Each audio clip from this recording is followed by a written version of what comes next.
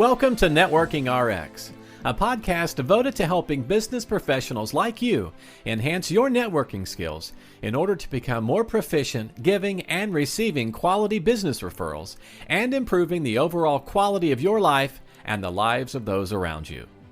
The Networking RX podcast is a production of AmSpirit Business Connections, an organization whose mission is to empower business success through networking. Welcome back for another episode. This is the Networking RX podcast. I'm your host, Frank Agin, founder and president of AmSpirit Business Connections. Thanks for tuning in. Thanks for subscribing. Thanks for referring to others.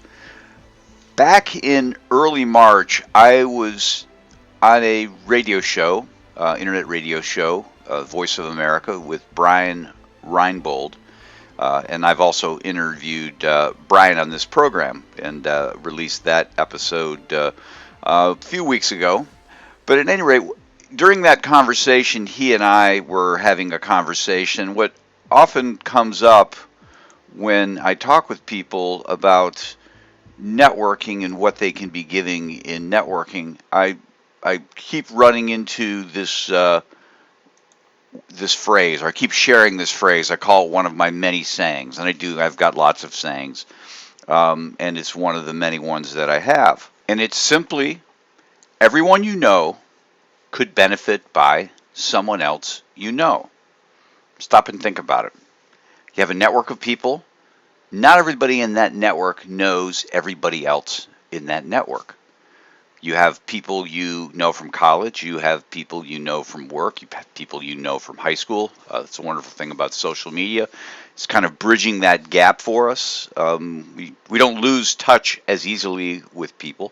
So you know a ton of people. You know people through church. You know people in the community. You know people who are in the office building you're at, even though they may not work at the same company. So we know lots of people. We know people from our hobbies. We know all sorts of different people. And if you stop and think about it, each one of them could benefit by somebody else that you know. And it really becomes a powerful thing if you really embrace it. Often, maybe always, but often the most valuable thing you have to offer to those in your network is your network itself. In other words, an introduction to someone else can provide lasting, almost immeasurable benefits. When you introduce two people within your network, or when you introduce people within your network to others, you literally set in motion a lifetime of new contacts, a wealth of information, and a gateway to thousands of dollars in business. Maybe more over a lifetime, So as long as you have two people in your network that don't know each other, you have something to give to others. And the reason I'm a strong advocate of this is so often I run into people who say, I really have nothing that I can share. I have nothing that I can offer. I have nothing I can give. And I always challenge them on this, because you do. You might not have money. You might not have wealth. You might not have a great talent that you can lend to other people, but you can connect to people. And what comes of that is not really, you're not responsible for the results per se. You're just connecting to people. I make a lot of connections. I'll give you an example. There's a woman that I am connected with, Wendy Ruth. And she said, I'm starting a podcast, and these are the types of things that I want to have, the types of people I want to interview on my podcast. Frank, I'd like to interview you, but I'd also like some other inspiring stories. And she was very apprehensive. Most people who podcast are very apprehensive about getting started because they're worried about running out of material. For me, it was the greatest fear. I don't know if I want to start this because I don't know if I can continue this, and I'm going to feel silly if I peter out at 10 episodes. I believe this is episode 325, so I haven't petered out yet. Doing interviews certainly helps, but that was her concern. I don't know that I have enough. I want to do one episode a week, and just trying to keep up with that, I just don't know that I have the people. And in my mind, it's like, Wendy, don't worry about it. I have people. I have a list, and I quickly jotted down the list of 12 names of people that I know that fit what she was looking to try and do with her podcast. And I said, some of these people will be great interviews. Some of these people will be great interviews, and you probably can get on their podcast or whatever show they have. And some of these people will be great interviews, and they will be a treasure trove of additional contacts. These 12 are going to lead you into lots of different directions. Now, it's not the only 12 she'll ever need, and it won't go on forever per se. There'll be other names I can provide her, and other names that other people provide her, and so on and so forth. But my point in sharing this is that everybody I know can benefit by somebody else I know. And it really kind of harkens back to what I talked about last week, and that people really need to ask. Wendy reached out to me and said, I need some help. And she asked, and to be honest, I've gotten to know her. To that point, I had gotten to know her, but I really didn't understand what she was looking for. But once she kind of laid it out for me, this is specifically what I am looking for, it made it real easy for me to help her. So again, ask. You need to ask. But I know lots of people, and I continue to meet people, and that's the beautiful thing. When you're a connector of people, people are gravitating towards you. Hey, Frank, I understand that you're somebody I need to know. Berta Medina, you are somebody I need to know. Lisa Luckett, you're somebody I need to know. Michelle Murder, Matt Ward. I mean, there's a ton of people out there. Adam Connors, I can't forget Adam Connors, or Terry Bean. Just a ton of people out there who know lots of people, and people are attracted to them because they know lots of people. And so it's almost, I guess it's almost an occupational hazard.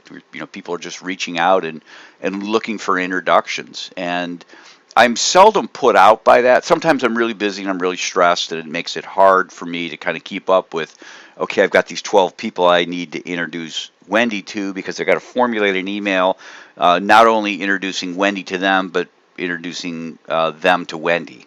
And, for example, hey, here's Mary Jenkins, and, Wendy, you really need to talk to Mary. She's got a great story. She's a 2-time breast cancer survivor, and she's got a charity that helps people who are battling cancer meet their financial obligations, So there's a little bit of time in that, and you just need to kind of fit it in. But we're supposed to be contributing to the world, and you need to find opportunities to do it. And Wendy reaching out to me really helped me find those opportunities. And the same thing is going to be true in your world. Everybody you know could benefit by somebody else you know. You just need to stop and talk to your network, and just ask the question: who are you looking to meet? Who would you like to meet? Rob Thomas has a book out there. It's the title of the book. Who would you like to meet? Who do you need to meet? And that harken back to his days. He's a professional speaker. His days when he worked at a chamber of commerce in the New England area, I believe it was Connecticut, and that's what he would ask the people who were new to the chamber. Well, who do you need to meet? There's lots of people in the chamber. Who do you need to meet? I'll introduce you. Everybody he knows can benefit by somebody else he knows. So, going back here to this interview I had with Brian Reinbold, and we just started kicking things around on the podcast, and I threw out to him, just imagine if you have 1,000 people in your network, the power of introducing those 1,000 people.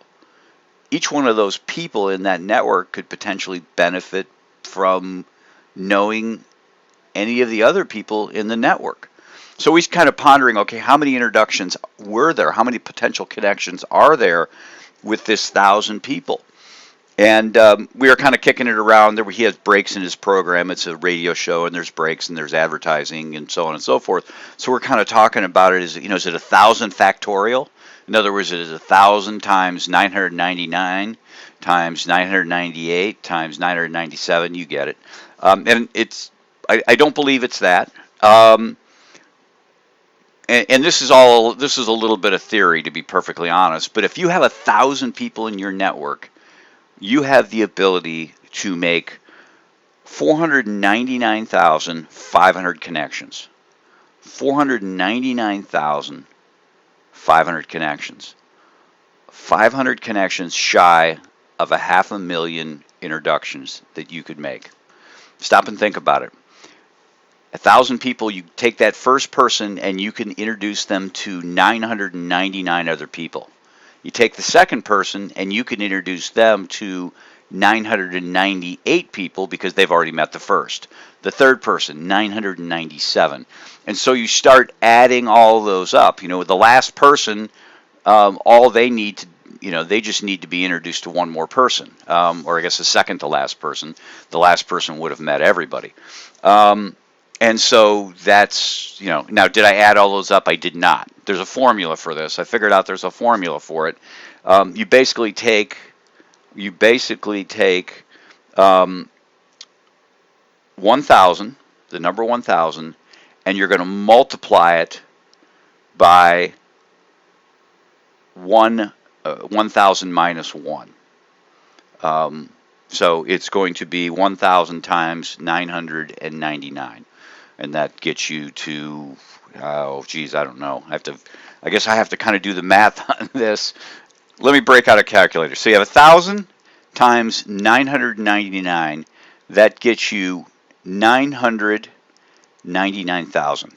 Around 999,000. I should have been able to do that math, but I didn't. Anyhow, you take that number and then you're going to divide that by 2. And you would divide it by 2 because your conversations are between two people. You stop and think about it. But anyhow, you divide that by 2, and that's when you get 499,500. 500 short of 500,000.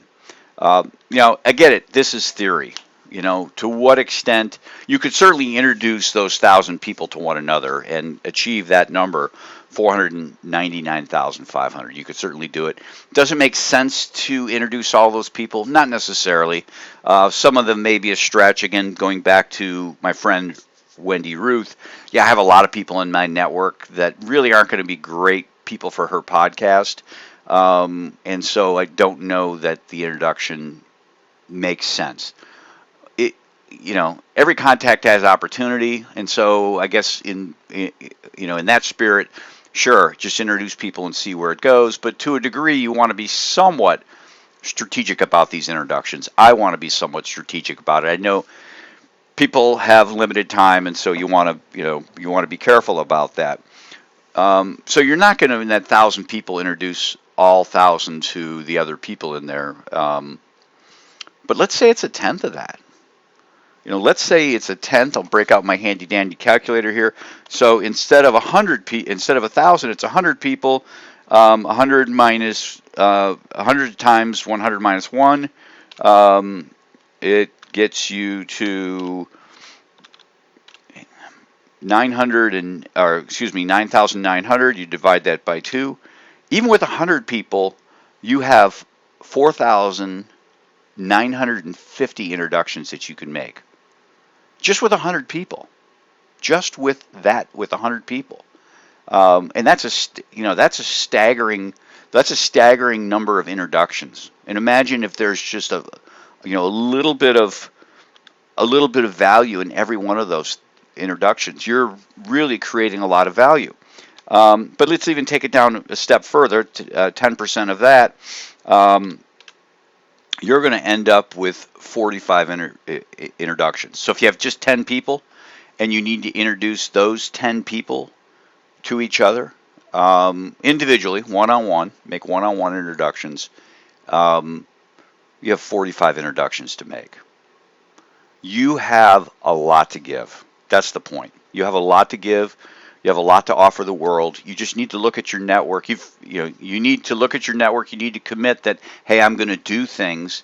But if you did 1 or 2 of these introductions every day over the course of a year, you would create a lot of value. You would really brand yourself as a giver.